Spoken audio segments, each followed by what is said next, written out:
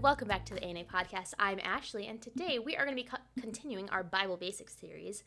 We're on to Ruth, which is such a good book. I'm so excited to get into it, but we've gone through the Pentateuch, Genesis, Exodus, Leviticus, Numbers, Deuteronomy. We went through Joshua, we went through Judges, and now we're at Ruth. So we are at the 8th book of the Bible. That's pretty exciting. Only 58 more to go.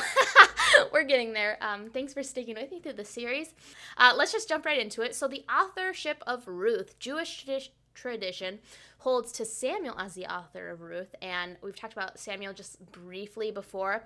The next two books that we're going to get into are 1st and 2nd Samuel, and so we'll talk about who Samuel is a little bit later. But just know that is that. So what I'm going to do now is I'm kind of going to combine the overview of Ruth, stories you might know in Ruth, because Ruth is really just one story. It's not different stories. And then key Bible verses in Ruth. That'll all just be in this next section, which is the overview section. So to start off, Ruth is the shortest book up to this point. There's only 4 chapters in it, and it's one of the 2 books in the Bible that are named after women, which I think is pretty fun. The book of Ruth chronicles one story, the story of a woman named Ruth, her mother-in-law Naomi, and then / Mara, she has 2 names, and a man named Boaz. Ruth takes place during the time of the Judges, and I've read that it was most likely during the time of one of the first Judges, but it could be a different time. So right now, up to this point, the Bible is kind of pretty linear in time. So it's Genesis, Exodus, Leviticus, Numbers, Deuteronomy. It kind of all happens like in line, and then Joshua, Judges, same thing. But now Ruth kind of comes under Judges, and it's happening during the same time as Judges is taking place, if that makes sense. So let's jump into a little bit of, or a good chunk overview of what this book is about. As the story goes, a woman named Naomi, her husband, and 2 sons moved from Judah to Moab because of a famine. Naomi's husband dies, and her 2 sons end up marrying Moabite women. So Naomi and her husband move to a different land. Their sons end up marrying women from that land. So these women's names are Ruth and Orpah. Orpah, kind of like Oprah, but not quite. Sadly, both of these sons end up dying, leaving the 3 women widows.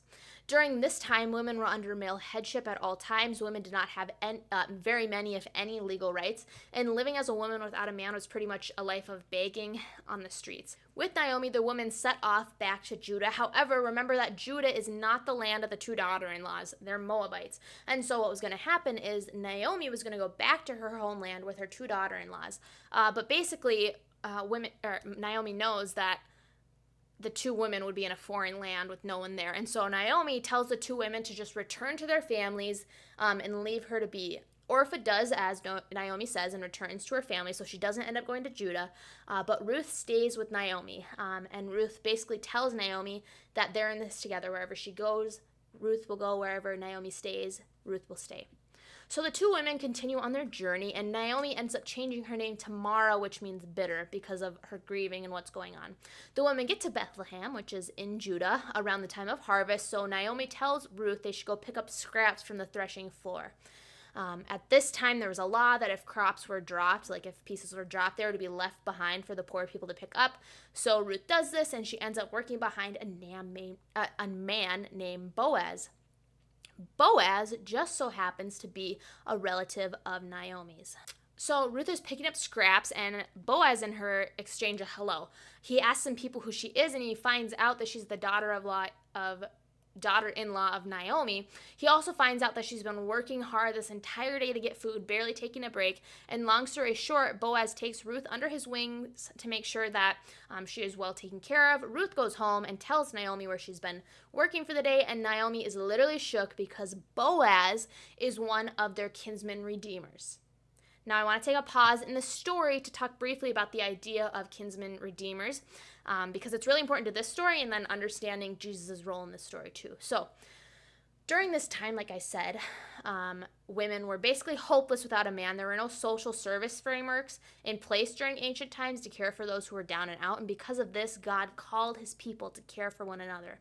A kinsman redeemer, then, was a close male relative who was responsible for saving and or helping another relative who was in need or in danger or something like that. The role of a kinsman redeemer could be something as simple as paying the debt of a family member, to something as big as marrying a widowed woman that was connected to the kinsman redeemer. So during this time, like I said, maybe I didn't mention this, women during this time had little to no legal or social rights apart from men. They would move from the care of their fathers to the care of their husbands to the care of their sons. But if they didn't have any of that, then they'd basically be subject to a life on the streets. Like, it was pretty brutal. This is why a kinsman redeemer is so important in this story. He was to redeem his relatives from the hardships they were experiencing. So, moving back into the story, Naomi is ecstatic because Ruth has come in contact with Boaz, and later Naomi tells Ruth that she should go meet Boaz on the threshing floor one night when he's sleeping, to tell him that he's their kinsman redeemer and try to get help. So, she tells Ruth to get all dolled up and to go lay at his feet and uncover them that night. And just a little funny aside, in the Old Testament, feet or foot is sometimes a euphemism to refer to male genitalia. And so there's some debate on whether or not Ruth is literally uncovering Boaz's feet or if she's uncovering something else. And I tend to believe she's literally uncovering his feet, because I just think in the context of the story it makes more sense. But just so you know, sometimes in the Bible, feet can be a euphemism for something else, which I think is so funny. Needless to say, Boaz was awoken by Ruth uncovering his feet, hopefully his actual feet, and laying there. So Ruth does as Naomi instructs. Boaz is awakened by cold feet and a woman just laying there, and he's like, who is this? For obvious reasons, he's confused. It's nighttime. There's a strange woman. Anyway, Ruth explains that he is one of their kinsman redeemers. Boaz is totally down to take care of her and her mother-in-law. However, he mentions that there's a kinsman redeemer that's closer to them than Boaz is, and so he needs to go talk to this man to see if he'll redeem them before Boaz can, because it's supposed to be the closest male relative. So Boaz is like, don't worry, girl, I'll take care of you. So he goes my laundry's done. Hold on. Sorry, I'm back. He goes to the city gates, kind of, which is where meetings would take place sometimes. Anyway, and he finds their closer relative, that's kinsman redeemer. He tells them this story, and initially the other man says that he will take on the cause, but he backtracks when he finds out that there's two women to take care of, and so the man's like, no, Boaz, you can do it. You're a kinsman redeemer too. And so they end up exchanging sandals, which was a way of solidifying a business contract, kind of like shaking hands. Now it's like passing the sandal. So they end up doing that, and Boaz ends up marrying Ruth, redeeming both women.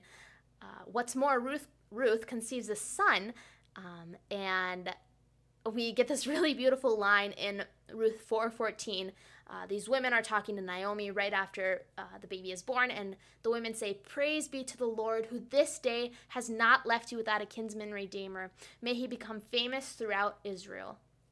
This is such a beautiful line, because if you remember, in the beginning, Naomi changes her name to Mara, bitter, and she's bitter at the Lord, bitter at her circumstances, but through this all, God has not left her without redemption in place. He has not left her this entire time. He's been working through the brokenness of the story, and he's there to redeem them. And I think it's really cool also that it talks about, may he become famous throughout Israel, and I'll tell you a little bit more about the baby that was born and how he ends up being famous throughout Israel and what comes of that.